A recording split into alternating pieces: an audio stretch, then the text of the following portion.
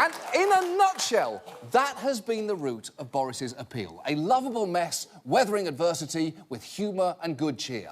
But the truth is, there may be a great deal more calculation behind that image than first appears. Because Boris learned at an early age the benefit of making yourself the butt of the joke, as his own sister remembers. He discovered he could make people laugh when he was in a French play and he had to recite Molière and he hadn't bothered to learn his lines and he hid behind a pillar reading them out, which was obviously much funnier than if he'd learnt them perfectly and had stood on the stage and declaimed them. Yeah, obviously. It's always funnier when things go wrong, like in this photo of Johnson shaking hands with the Queen. Oh, no! Oh, what an embarrassing mistake. See?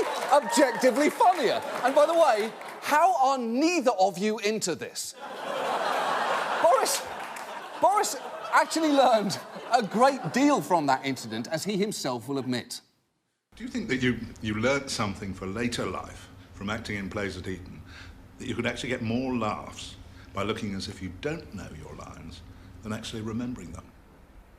Well, I certainly think that as a general tactic in life, if that's what you're driving at, it is often useful to give the slight impression that you are deliberately pretending not to know what is going on, because the reality may be that you don't know what is going on, but people won't be able to tell the difference.